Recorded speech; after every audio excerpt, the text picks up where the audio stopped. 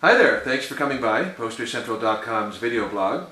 I'm Pete Howard, and it's B.B. King Day here at Poster Central. It's got two neat posters from the 50s with B.B. on them. You know, obviously with each progressive decade, posters become a little more common.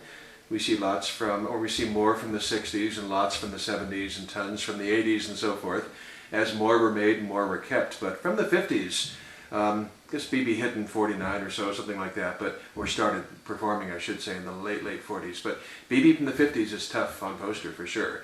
And here we have one from Chattanooga, Tennessee, from 1957, March specifically, and I'll do a quick top to bottom here for you.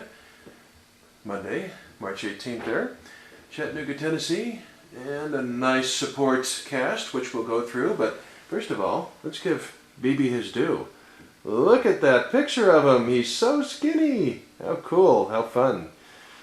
So the earlier you get, I guess like all of us, not just musicians or not just B.B. But anyway, beautiful globe posters out of Baltimore, jumbo window card. Obviously 22 by 28 is the standard size. And just really, really nice to find one in this condition, that's for sure. Now, what's interesting about B.B. here, above his name, next to the picture, got a couple of song titles there, right? Shut Your Mouth. And I'm not telling you to do that, I'm reading the song title. And also, Why Did You Leave Me, he says B.B. Okay, so, in a concert poster, you either try to sell tickets by promoting your biggest records, or you try to promote your latest record by mentioning it on the poster, right? I've said that many times here on the poster blog. Well, what's weird is in this case, B.B. for some odd reason is doing neither. Of course, we should really say his management or his booking agent or whatever, but it's so weird because Shut Your Mouth was a single put out 2 years before this poster in 1955 that didn't chart. It didn't go anywhere. And the other one, Why Did You Leave Me, is even worse. That's 1953, a non-charting single. So he's not promoting a new single. These are 2 and 4 years old, these two song titles. And he's not selling tickets by naming big hits. I mean, he was a monster in the 1950s. He had 20 top 20 R&B hits, including 4 number ones. He could have put on here to sell tickets. They could have put on here. But that's a funny one. I just don't know. I do this a lot, and I've seen a ton of posters, and I love to focus on the song titles, but rarely can I think of a case where you got a big artist with lots of hits to be able to brag about, or a new single you want to push up the charts, and they pick a couple of random tracks from the semi-distant past. It's weird, but it's fun. Whatever. It is what it is, right? So that's pretty neat. I mean, you'd think to sell tickets, they would have put on there, he had a couple of top 5 hits just the year before in 56. That's Bad Luck and On My Word of Honor. I mean, those would look great across the top of there and sold more ducats, but maybe the show sold out without him. Who knows? So anyway, B.B. King headlining the show. Busy guy. This time he was doing over 300 gigs a year. I mean, if you can possibly imagine that. What's that, 6 nights a week or something crazy like that? So he was very much, of course, B.B.'s whole career has been pretty much like that. He's always been a very hard-working, touring guy. And this was also the end of his RPM Records era. That's why if you're a B.B. fan, it's kind of neat because, his first label out of Memphis, RPM Records, was very special. And his next single, after this concert to come out, would be the last one on RPM Records that would chart. So this truly was the end of B.B.'s earliest and first era. So then we moved to Ruth Brown, and she, of course, the queen of Atlantic Records in the 1950s, and there you have the 5, 10, 15 hours, which was a big hit for her 5 years ago, so there they are specifically trying to sell tickets. Underneath her, we have the Heartbeats there, see that? And 1,000 is 1,000 miles away. And interestingly, that was their only hit. It went top 5. However, in the Heartbeats, let's see, they're not pictured, that's right, in the Heartbeats, trying to find their photo, was Shep Shepherd. And he left the Heartbeats and formed Shep and the Limelights, and had a huge hit that band did with an answer hit, Daddy's Home, in 1961. But in the meanwhile, 1957 here, you have the Heartbeats. And let's see, what else do we want to say? Chuck Willis, of course. Underneath the Heartbeats, you have Chuck Willis there. Tried to get his entire name into the picture. Very well-regarded singer-songwriter. If you're a rock fan, you've heard his stuff. I mean, pick one of his songs. It's Too Late. Heck, that was recorded by Buddy Holly, Eric Clapton, Otis Redding, Roy Orbison. Even the Jerry Garcia band recorded It's Too Late. And there's a picture of him, by the way, Chuck Willis, on the poster, which is pretty cool.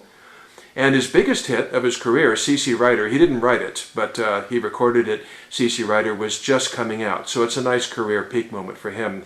Matter of fact, I'm sad and sorry to say that he actually died the next year, 1 year after this concert, at the peak of his career. So getting Chuck Willis on any concert poster has to be 58 or earlier, and here we have 1957, of course.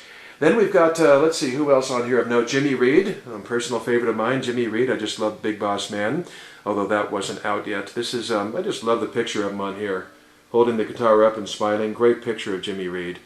And this record that is named, as a matter of fact, You Got Me Dizzy, was his third biggest record charting-wise of his entire career, so that's pretty cool. And what's this? Well, underneath Chuck Willis, there's just 3 little words, Bobby Blues Bland. No song titles and no photo. Oh, he's way down-billed, isn't he? He had already been recording for 5 years. He just hadn't been able to chart something. But you know what?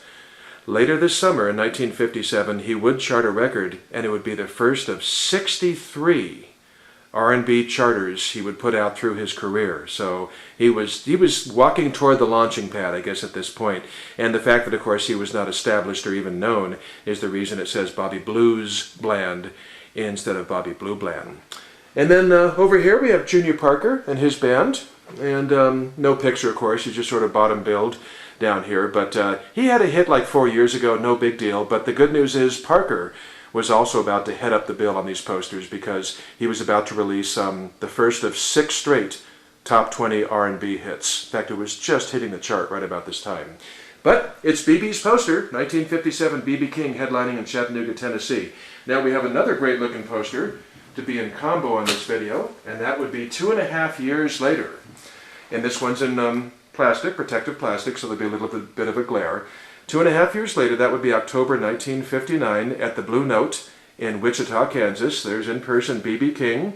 Another thin picture of him, a different thin picture, and maybe not quite as thin, I say cruelly, but still, it's a great it's a great picture of him. And I love the orange and blue colors on this one. And notice, although Mildred Jones is down there, it's pretty much BB's poster. You know, it's not a traveling review like the previous one, traveling R&B review or something. It's pretty much BB's poster. Interestingly, too bad there's no song titles on here, but that's okay. It's still great, obviously. Interestingly, BB started his own record label, Blues Boys Kingdom, in '56, I think it was, and Millard Lee was one of his first signings. So that's a reason for him to be prominently billed on the poster. And his saxophonist, Johnny Board, I should say his misspelled saxophonist, Johnny Board. And then at the bottom you do have Mildred Jones, and she was a jazz and blues singer out of Houston. One more funny thing about this BB poster from late 1959, Wichita, Kansas. Look at that wording up there. It says tickets, $2.50. And then it says no advance ticket sales, or I should say no advance sale tickets. They didn't want your money ahead of time. It was walk up and pay as you go in. Boy, isn't that funny? You don't see that too often. Usually, certainly modern day, promoters and club owners and everything will find any way they can to take your money as far ahead of time as they can, unless it's a bar. And that's sort of what this feels like, but I don't know what the Blue Note capacity was, or if it was sort of like a big music bar. Unlikely it was something like a theater, of course, with no advance ticket sales. I hardly ever see that on a poster. So there you have it, a couple of posters you hardly ever see. B.B. King from the 1950s, the greatest blues treasure this country and probably the world has ever produced, with a couple of really old posters of his. I guess the posters now are over 50 years old themselves. Pretty cool. And just really a pleasure to be able to show you these. Just great stuff. So thanks a lot for coming by. Take care, and we'll see you next time. Bye-bye.